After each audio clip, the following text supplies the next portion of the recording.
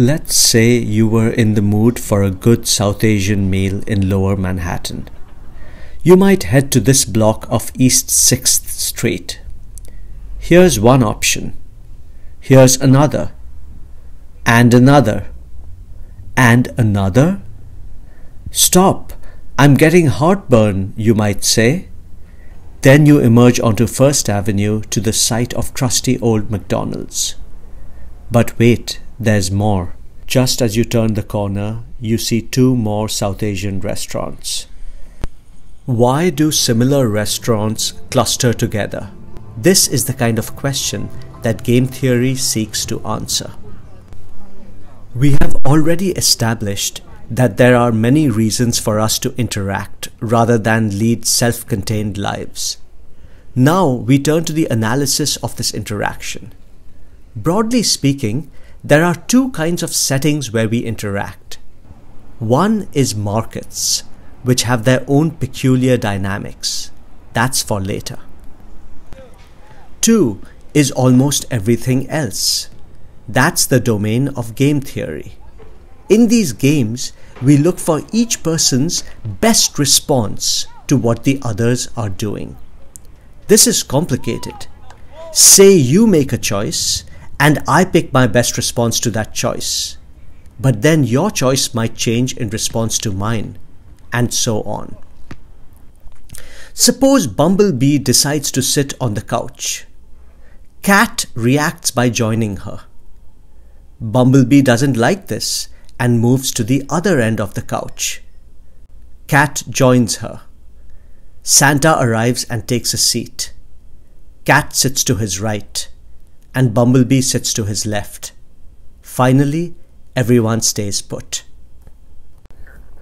When trying to predict the outcome of a game, we look for a Nash Equilibrium, a situation where things stabilize in a way.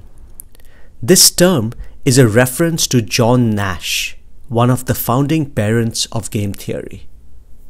In equilibrium, my choice is a best response to your choice, and your choice is a best response to my choice.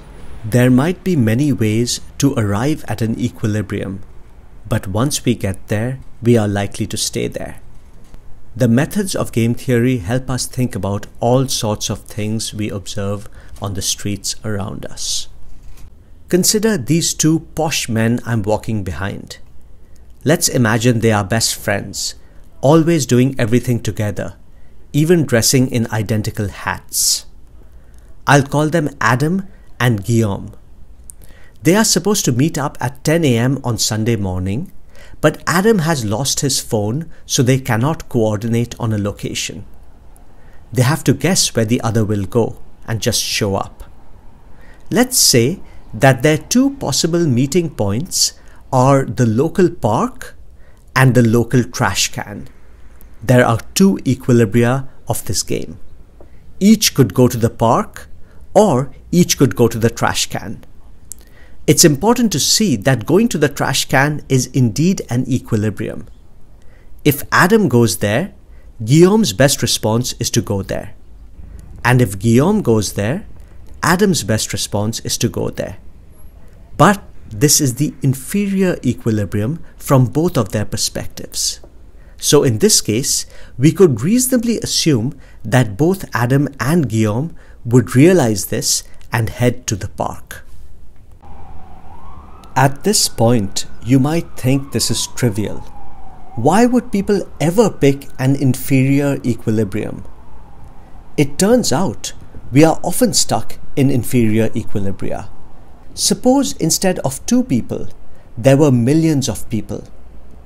And what if, for whatever historical reason, they all happened to start out at the inferior equilibrium? These so-called coordination games have many applications, from farming technologies in developing countries to driving arrangements in Sweden. Throughout the early 20th century, Swedish drivers drove on the left-hand side of the road. But all of Sweden's neighbours, Norway, Finland and Denmark, drove on the right-hand side of the road. Sweden was indeed in equilibrium. If others in my country drove on the left, of course it would be in my interest to do so as well. But this was an inferior equilibrium. If everyone could somehow switch to the equilibrium where they all drove on the right instead, they would more easily be able to drive to see friends and family across their borders. This is the kind of equilibrium switching that requires government intervention.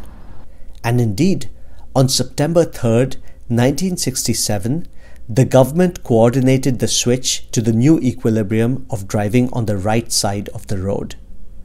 This day is known as Dagen H in Swedish history. Speaking of which, in Calcutta there is a one-way street that inexplicably has a tram line running against traffic, making every day there look like Dagen H.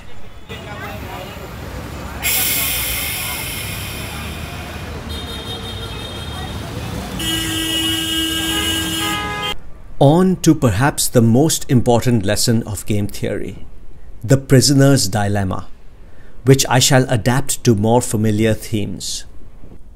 As night falls on Manhattan, the lights of the city come on. So do the headlights of the cars.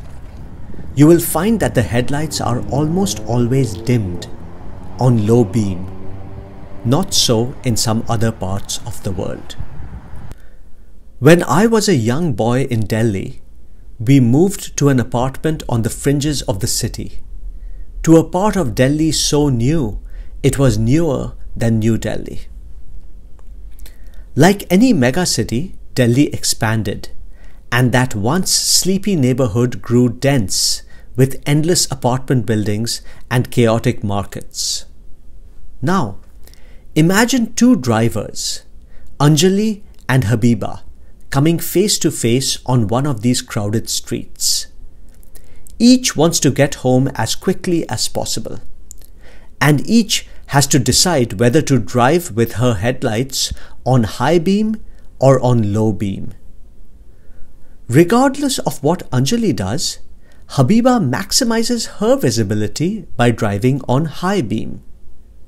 The same can be said for Anjali. So, there is only one equilibrium, where they both drive on high beam, blinding each other as a result. If they both drove on low beam, they would both be better off. But it's hard to end up there. It's not an equilibrium. If both Anjali and Habiba started approaching each other on low beam, each of them would have an incentive to switch to high beam and thereby gain an advantage. So, why do we drive on low beam in New York City? The answer is regulation. This game has a simple but potent lesson. Sometimes regulation can make everyone better off. Sometimes unregulated economies are inefficient.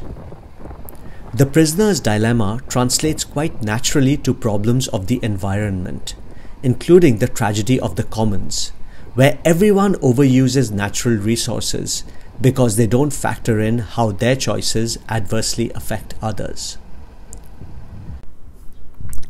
Finally, while game theory is fixated on equilibrium, we must not forget that much of what's interesting in life happens outside equilibrium.